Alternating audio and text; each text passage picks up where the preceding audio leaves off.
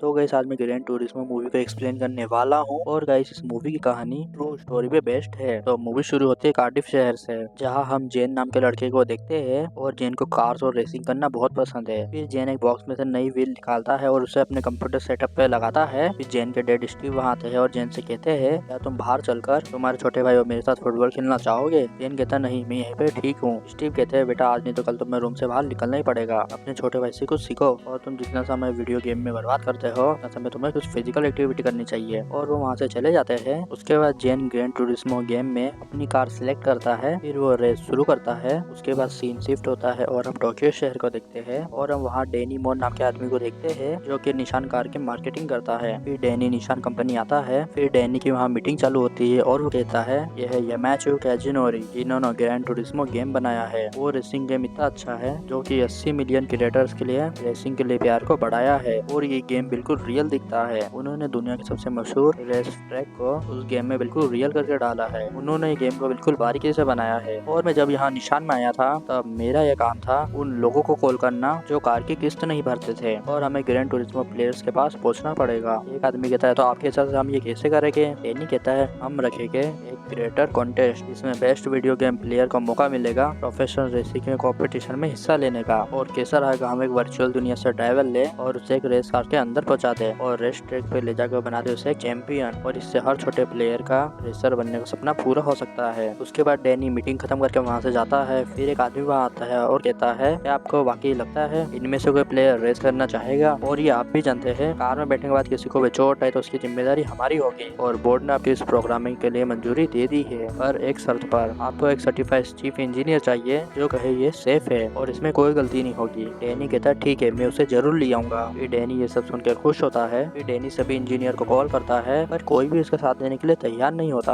और इसकी लिस्ट में लास्ट में एक ही नाम बचा रहता है, जैक शेल्टर का। उसके बाद सीन शिफ्ट होता है और हम टीम कापा रेसिंग गैरेज को देखते हैं। फिर हम जैक शेल्टर को देखते हैं जो कि कार सुधार रहा है। फिर एक आदमी वहाँ आके कहता है, तुमसे कोई मिलने आया है। फिर डैनी अपनी रेसिंग के बाद जैक को बताता है। जैक कहता है, ये पागलपन है, इससे कुछ नहीं होगा और बहुत खतरा है इसमें। और तुम्हें सच में लगता है तुम किसी बेडरूम में गेम खेलने वाले बच्चे को 200 मील की रफ्तार वाली कार में बिठा दोगे? उसकी नई हड्डियां बचेगी, नहीं पसलियां। और इस ट्रैक पे गाड़ी टकरा जाए तो वापस से रीसेट नहीं कर सकते। और मैं चीफ इंजीनियर नहीं बना 15 सालों में, बस मैं यहाँ कारें सुधारता हूँ। डैनी कहता है, मैं तुम्हें एक आखिरी मौका देना चाहता हूँ अपनी जिंदगी में कुछ करने का और तुम्हें रेसिंग का सबसे ज्यादा हुनर है। जैक कहता है, वो बातें अब पुरानी हो चुकी है दोस्त और मैं ये नहीं कर सकता। फिर वो वहाँ से चला जाता है। उसके बाद हम जेन को देखते हैं जो कि अपनी फैमिली के साथ खाना खाता है। उसकी मॉम पूछती है, क्या तुमने यूनिवर्सिटी वापस जाने के बारे में कुछ सोचा है? जेन कहता है, मैंने पहले आपको बता दिया था कि यूनिवर्सिटी में मुझे कार चलाना नहीं दी गई। फिर स्टीव कहता है, फिर से रेसिंग कार की बात मत करना। जेन कहता है, डैड आप ही कहते हैं ना जो अच्छा लगता है वही करो। स्टीव कहता है, हाँ बेटा, पर वो करोगी जो मुमकिन है और तुम रेसिंग नहीं कर सकते बेटा। फिर जेन खाना छोड़कर वहाँ से चले जाता है। उसके बाद हम लंदन शहर को देखते हैं जहाँ जैक एक मीटिंग में बैठा है। फिर निक नाम का लड़का कहता है, पिछले साल भी हम रेस जीते थे और इस साल भी हमें जीतना है और जितनी मेहनत मैं करूंगा उतनी मेहनत आप लोगों को भी करनी पड़ेगी और किसी को कुछ कहना है तो कह दो। फिर जैक कहता है, आज की रेस में तुम्हारी स्पीड थोड़ी कम थी, तुम्हें वहाँ ब्रेक की जगह स्पीड बढ़ानी चाहिए थी। निक कहता है, तो तुम मुझे सिखाओगे कार कैसे चलाते हैं और तुम बस एक मैकेनिक हो और मुझे सलाह चाहिए होगी तो अपने टीम लीडर से लूंगा, किसी ऐसे बुड्ढे से नहीं जिसने 50 साल पहले ही हार मान ली। उसके बाद जैक वहाँ से जाता है और डैनी को कॉल करता है और कहता है, निशान को कह दे कि मैं तैयार हूँ और मैं तुम्हारे गेमर्स को ड्राइव करना सिखाऊंगा और उन्हें खुद को मेरे सामने साबित करना होगा। फिर हम गेम एंड लैंड कैफे को देखते हैं। फिर जेन वहाँ कैफे में आता है। फिर परसोल नाम का लड़का कहता है, मुझे मैसेज स्क्रीन पर दिखा, जो यहाँ पर अकाउंट था उसने फास्टेस्ट लैप टाइम हासिल किया है और वो अकाउंट तुम्हारा है और ये कॉन्टेस्ट है जिसमें तुम्हें रेस करने का मौका मिलेगा। फिर जेन उस वीडियो को प्ले करता है जहाँ डैनी कहता है, अगर आप भी उन लोगों में शामिल है जिन्हें ये मैसेज मिला है और वो आप है जिसने ग्रैंड टूरिस्मो गेम में सबसे तेज टाइम लैप सेट किया है, तो दोस्तों कल होगी एक वर्चुअल रेस और जिसने ये जीता उसे वो मिलेगा जो सपने में भी उसने नहीं सोचा होगा। और हमने उन लोगों को ट्रेन करने की एक नई एकेडमी बनाई है जो यहाँ आके रियल कार में रेस करेंगे और हमें दुनिया को साबित करना होगा कि नामुमकिन से भी नामुमकिन सपना पूरा हो सकता है। ये सुनकर जेन बहुत खुश हो जाता है। उसके बाद जेन रात में रेस की प्रैक्टिस करता है। फिर उसके डैड वहाँ आते हैं और कहते हैं, तुम रेस लाइन फॉलो क्यों नहीं करते? जेन कहता है, बस एक्सपेरिमेंट कर रहा हूँ, तो मैं थोड़ा बाहर से जाऊँ तो उनसे आगे जा सकता हूँ। फिर जेन लैपटॉप चलाता है तभी उसका भाई कोबी वहाँ आता है और कहता है, हम दोनों ब्रिज पर पार्टी करने जा रहे हैं और कार की चाबी मेरे पास है। जेन कहता है, हम इसे छुप के नहीं जा सकते। कोबी कहता है, कुछ नहीं होगा, चलो मेरे साथ। फिर वो दोनों खिड़की से बाहर जाते हैं और कार लेके वहाँ आते हैं। फिर वहाँ जेन पास ऑड्री नाम की लड़की आती है जो कि उसकी क्रश है। फिर ऑड्री जेन से कहती है, हम बस वहाँ ट्रैवलिंग की बातें कर रहे थे और वैसे मुझे दुनिया में कहीं जाना हो तो वो जगह होगी न्यूयॉर्क और तुम कहाँ जाना चाहते हो? जेन कहता है मैं टोक्यो जाना चाहता हूँ। ऑड्रे कहती है अच्छा वो आदमी के लिए जिसने तुम्हारा वो गेम बनाया है, और रेसिंग में ऐसा क्या है कि तुम्हें इतना पसंद है? जेन कहता है जब मैं ड्राइव करता हूँ मेरी रफ्तार बहुत तेज होती है और मेरे आसपास की चीजों की रफ्तार बहुत ही स्लो होती है, जैसे कि मैंने बाकी की दुनिया को पीछे छोड़ दिया हो। ये मेरे लिए मैजिक जैसा है। फिर वहाँ पुलिस की कार आती है और वो वहाँ से कार लेकर भागते हैं। फिर पुलिस उनके पीछे लग जाती है। जेन अपनी कार को फुल स्पीड में भगाता है। उसे लगता है कि वो ये सब गेम में कर रहा है और वो घर आ जाता है जहाँ उनके डैड खड़े रहते हैं। उसके बाद अगले दिन स्टीव अपने साथ जेन को काम पे लाता है। फिर जेन को पार्सल का मैसेज आता है और वो कहता है तुम रेस के लिए लेट हो रहे हो। जेन कहता है डैड मैं आपको कार तोड़ने के पैसे दे दूंगा। स्टीव कहता है तुम्हें क्या लगता है तुम इस वजह से यहाँ पर हो? तुम गाड़ी का शीशा तोड़ने की वजह से यहाँ पर नहीं आए क्योंकि आगे जाके तुम्हें ऐसा ही कुछ काम मिलेगा और तुम्हारे फ्यूचर का कोई प्लान ना हो। और तुम्हें क्या लगता है फालतू वीडियो गेम खेलकर तुम एक रेसिंग कार के ड्राइवर बन जाओगे, या तो तुम स्कूल वापस जाओगे या कुछ बेहतर काम ढूंढोगे क्योंकि रेसिंग में तुम्हारा कोई फ्यूचर नहीं है। के बाद जेन अपनी साइकिल से वहाँ से जाता है। फिर जेन पर्सल को फोन करता है और कहता है डूड मैं बस रास्ते में अभी आ रहा हूँ और अगर रेस चालू हो जाए तो तुम शुरू कर देना। फिर जेन फटाक से वहाँ आता है और रेस चालू हो जाती है और वो रेस करता है। फिर पर्सल कहता है तुम्हें मिला के यूरोप के 20 बेहतर ड्राइवर है और तुम्हें GTA एकेडमी जाने के लिए ये रेस जीतना जरूरी है। उसके बाद जेन फर्स्ट में आके रेस जीत जाता है और वो GTA एकेडमी जाने के लिए क्वालिफाइड हो जाता है। फिर स्टीव अपनी वाइफ से कहता है तो तुम बिना जाने ये गेम कौन चला रहा है उसे जानो दोगी, और तुम जानती भी हो कार रेसिंग में कितना खतरा है, और बेटा ये एक फ्रॉड है और असली कार चलाई कितनी है तुमने? जेन कहता है डैड मैं 24 घंटे कार ही तो चलाता हूँ। और डैड आपको एक फोटो याद है जब मैं 5 साल का तो थे आपने खींची थी, तब से मैंने आज तक एक ही सपना देखा रेसर बनने का और मैं वहाँ जरूर जाऊंगा, आप मुझ पर भरोसा करें या नहीं? उसके बाद हम GTA एकेडमी को देखते हैं जहाँ सब जीते हुए 10 रेसर आते हैं और वो सब अलग अलग कंट्री से है। फिर डैनी उन सबसे कहता है यहाँ जीतने वाला अपनी जगह बनाएगा टीम निशान में। और दोस्तों अब मैं तुम्हें मिलवाता हूँ अपने चीफ इंजीनियर से जो कि आपको सब कुछ सिखाएंगे। फिर जैक कहता है रेसिंग इसमें ताकत के साथ जज्बे की भी जरूरत पड़ती है, साथ ही तेज दिमाग और सेंसिटिविटी, और रेसिंग के समय ऐसे मुश्किल हालात भी आएंगे जिसमें तुम्हें तुरंत फैसला लेना होगा और जिसके चलते तुम्हारी जान भी जा सकती है और उससे बुरा कोई और भी मर सकता है। यहाँ दाव पर बहुत कुछ लगता है और कोई रिस्क नहीं उठा सकता, वो यहाँ से चला जाए। फिर डैनी कहता है ये मेरा सपना था, सिम रेसर्स को लेकर असली कार में बैठा कर प्रोफेशनल ड्राइवर के साथ रेस कराना चाहता था और अब आपकी बारी अपने सपने को हकीकत में बदलने की। फिर सभी अपने रेसिंग करके बताते हैं और इंटरव्यू में कहते हैं कि हम कैसे रेस कर रहे हैं। फिर वो सब रेस करते हैं। जैक हेलीकॉप्टर में बैठ कर उनके रेस देखता है और उन्हें फिजिकल एक्टिविटी भी कराता है। फिर जैक धीरे धीरे करके सबकी रेस देखता है और जो भी लास्ट में था उसे एलिमिनेट करता है और आखिरी में जो 5 लोग बचे गए उनकी एक स्पेशल रेस होगी और जिनका नाम रेड लाइन से नीचे है वो एलिमिनेट होगा। फिर जैक जेन के साथ बैठ के उसकी ड्राइविंग दिखता है। फिर जेन आगे वाले को ओवरटेक करने की कोशिश करता है, तभी उसकी कार स्लिप होती है और वो ब्रेक लगाता है पर वो साइड में जाकर टकरा जाता है। जैक गुस्से में कहता है तुम कार में डर नहीं सकते? जेन कहता है मैंने ब्रेक लगाया था। फिर जैक उस वीडियो की क्लिप देखता है और जेन से कहता है अगर तुम ओवरटेक नहीं करते और तुम एक बार में फैसला करते तो तुम्हें ब्रेक लगाना था। जेन कहता है मैंने ब्रेक लगाया था पर वो काम नहीं करा, मुझे लगता है कि स्लिप पैड फिसल रहे थे। फिर जैक कहता है ये कोई वीडियो गेम नहीं है जो तुम बातें बना रहे हो और सब दफा हो जाओ यहाँ से। फिर सब जाते हैं। जेन कहता है क्या लगता है तुम हम यहाँ क्यों है? हम इन कार को अच्छे से जानते हैं और मैं ये सब समझता हूँ, मुझे कोई डर नहीं है। उसके बाद जैक वो कार को चेक कराता है और वो आदमी कहता है वो बच्चा सही था, ब्रेक पैड फिसल रहे हैं। उसके बाद जैक जेन पास आता है और कहता है ब्रेक के बारे में कैसे पता चला? जेन कहता है कार के सेटिंग में GTA में मैंने घंटों बिता है, मुझे भी लगता था कि वो एक गेम है पर वो कमाल है। जैक कहता है कल तुम्हें एक और मौका मिलेगा और तुम फाइनल 5 में हो, फाइनल रेस कल सुबह होगी। उसके बाद अगले दिन वो सब रेसिंग ट्रैक पे आते हैं। जैक कहता है आज की रेस में तुम में से विनर कोई एक होगा। फिर जेन अपने हेलमेट में अपने डैड के फुटबॉल टीम का स्टिकर लगाता है। फिर उनकी रेस शुरू होती है। जेन 5th नंबर पे रहता है। फिर जेन उन कारों से आगे जाकर 3rd नंबर पर आ जाता है। फिर ऐसे ही धीरे धीरे लैप आगे बढ़ते हैं और जेन 2nd नंबर पर आ जाता है। फिर फाइनल लैप आती है और वो दोनों कार एक साथ आगे जाती है। डैनी कहता है मेटी जीत गया। जैक कहता नहीं ऐसा नहीं हुआ,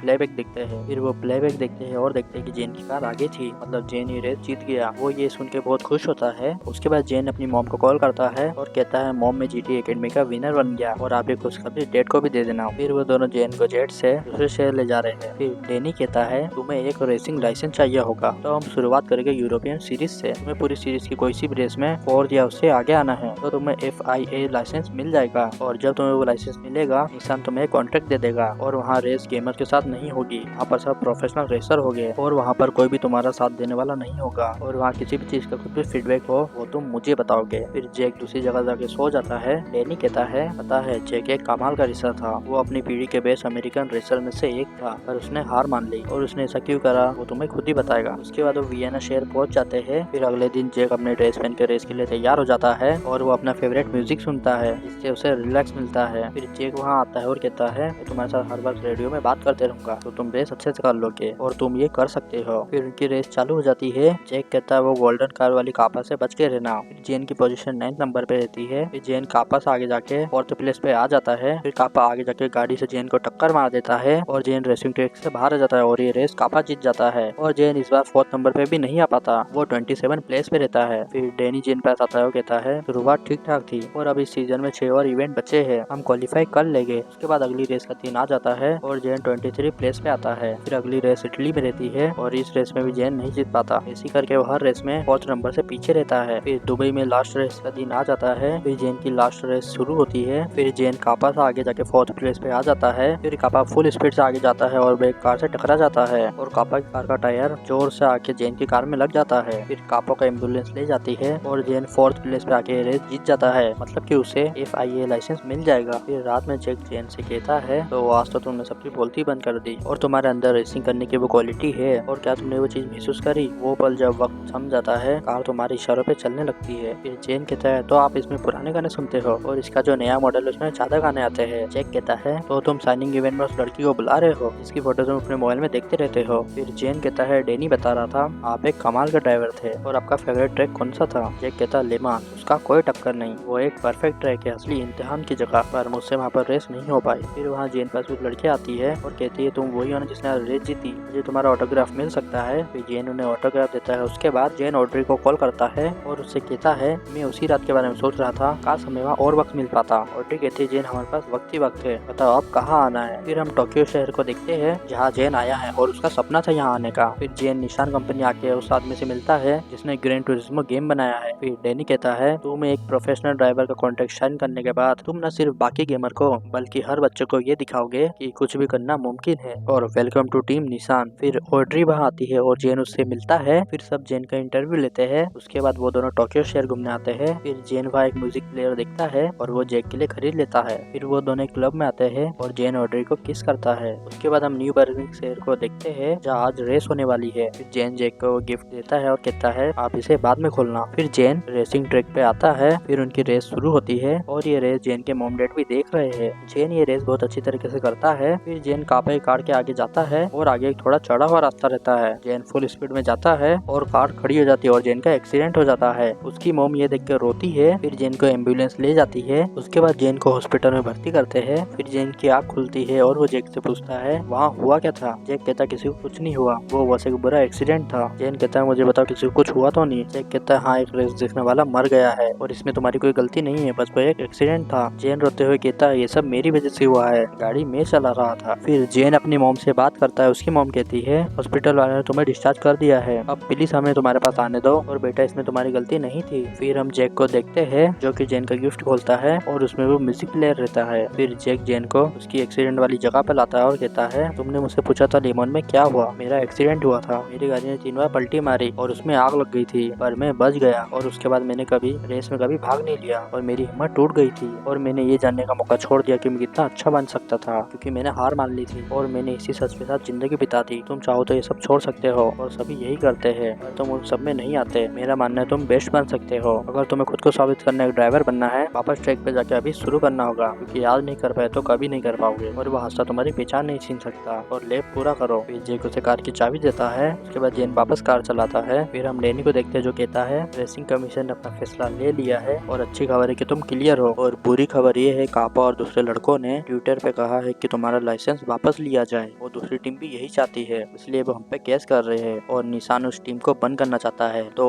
हमें उन्हें और बाकियों को साबित करना होगा कि हम रेसिंग का हिस्सा है। जेन पूछता है ये सब कैसे होगा? डेनी कहता है पोडियम में अपनी जगह बनाकर। लिमोन में सिम ड्राइवर्स के साथ तुम्हें रेसिंग करनी होगी। जेक कहता है तुम्हें कैसी बातें कर रहे हो, ये नामुमकिन है और इसके लिए हमें 2 और ड्राइवर चाहिए होंगे। डेनी कहता है मेटी और एंटोनियो है ना, और वो जब से जीटी एकेडमी से निकले हैं तब से लोअर लेवल पर रेस कर रहे हैं, और जेन मुझे तुम पे भरोसा है, तुमने 1000 बार गेम में स्ट्रेक पे रेस की है और तुम ये कर सकते हो। उसके बाद वो प्लेन से एक जगह आते हैं और वहाँ मेटी और एंटोनियो भी आते हैं। जेन उनसे मिलता है। फिर जेक उन्हें उनकी सुपर कार दिखाता है और कहता है ये कार तुम्हारी पिछली जीटीआर से ज्यादा हल्की है और तेज भी, इसलिए तैयार हो जाओ। फिर हम लेमोन्स का ट्रैक देखते हैं जो कि फ्रांस में है और वहाँ 24 हॉर्स रेस चलेगी। उसके बाद हम जेन को देखते हैं जहाँ उसके डैड उससे मिलने आते हैं। फिर वो दोनों गले मिलते हैं। स्टीव कहता कहता है मैंने तुम्हें कभी सपोर्ट नहीं किया, मैंने तुम्हें प्रोटेक्ट करना चाहा। और जानते हो कितने बाप और कितने पेरेंट्स हो गए जिनके बच्चे इतने बड़े बड़े सपने देखते हैं। और सच कहो तो प्ले स्टेशन का गेम मेरे समझ के बाहर है जैन, पर तुमने कर दिखाया बेटा। फिर जैन कहता है डैड मैंने अपने हेलमेट पर आपका फुटबॉल टीम का स्टिकर लगाया है। उसके बाद हम डैनी को देखते हैं जो उन तीनों से कहता है ये रेस 24 घंटे चलेगी, हमारी शुरुआत दोपहर के 3 बजे होगी, हम रात भर रेस करेंगे अगले दिन 3 बजे तक, और हम 4 घंटे की शिफ्ट की जगह 3 घंटे रखेंगे। 3, 6, 9 रिमोट में कोई 14 घंटे ड्राइव नहीं कर सकता। और चलो दुनिया को दिखाता है कि हम सिम रेसर्स भी कमाल के हैं। फिर हम ऑड्री को देखते हैं जो वहाँ रेस देखने आई है। फिर उनकी रेस चालू होने वाली होती है, तभी जैक जैन से कहता है यहाँ पहले लेप में कोई भी नहीं जीतता है, पहले दिन और रात में बचना है, असली जंग कल होगी। उसके बाद उन सबकी 24 आवर की रेस शुरू हो जाती है। फिर वो फुल रोड वाले ट्रैक पे आते हैं। चेन वहाँ अपनी कार को भगाता है, फिर एक कार वहाँ से जाती है और वो टकरा जाती है, तभी उसमें आग लग जाती है, पर उस कार का ड्राइवर बच जाता है और उसे चोट नहीं आती। ये सब देख के जेन को अपना एक्सीडेंट याद आता है। फिर सब कार आगे जाती है, जेन उनसे पीछे रह जाता है। फिर जैक उससे रेडियो में कहता है लेकिन उसकी बात नहीं सुनता। फिर जैक जेन का फेवरेट गाना लगाता है और जेन ये गाना जब सुनता है जब वो नर्वस होता है। फिर जेन को गुस्सा आता है और वो अपनी कार को फुल स्पीड से आगे ले जाता है। फिर जेन की रेस करते करते 3 घंटे निकल जाते हैं। उसके बाद जेन कार से होता जाता है और मेटी कार में जाता है। फिर मेटी रेस करता है। फिर 9 घंटे निकल जाते हैं, एंटिनो ड्राइव करता है और रात में रेस ट्रैक में बारिश भी होने लग जाती है। फिर 16 घंटे निकल जाते हैं और जेन की 4th पोजीशन रहती है। फिर 19 घंटे निकल जाते हैं और सुबह हो जाती है और जेन की 4th पोजीशन रहती है। फिर एंटिनो कार लेकर वहाँ आता है और फिर जेन उस कार में बैठता है, तभी वो लोग कार के सही करते हैं और उसका नट नीचे गिर जाता है और बाकी कारें आगे निकल जाती है। फिर जैक फटाफट उसमें नट लगाता है और जेन कार को लेकर रेसिंग ट्रैक पे जाता है। फिर जेन ये सोचता है कि वो कंप्यूटर में रेस कर रहा है और वो उस कार से आगे निकल जाता है और अब रेस खत्म होने में 2 मिनट और बचे हैं। फिर जेन 4th पोजीशन पे आ जाता है। फिर फाइनल लैप चालू होता है और जेन कार पास आगे जाने की कोशिश करता है, पर वो उसे आगे नहीं जाने देता। फिर जेन फटाफट साइड से आगे जाता है और वो ये रेस जीत जाता है। ये देखकर उसके मॉम डैड खुश हो जाते हैं और जेन ने जो बचपन में सपना देखा था रेसर बनने का, वो सपना उसका पूरा हो जाता है। फिर जैक उससे कहता है अब तुम सिम रेसर नहीं रहे यार, तुम बेस्ट रेसर में से एक हो। उसके बाद जेन को ट्रॉफी मिलती है और हमें रियल जेन की फोटो दिखाते हैं जिसने लिमोन में ये रेस जीती थी, और जेन की तस्वीरें भी दिखाई जाती है, वो मैं आपको स्क्रीन पे दिखा देता हूँ। और गाइस आपको ग्रैन टूरिज्मो मूवी अच्छी लगी तो मेरी वीडियो को लाइक कर देना और मेरे चैनल को सब्सक्राइब नहीं किया तो प्लीज सब्सक्राइब कर देना। And thank you for your watching.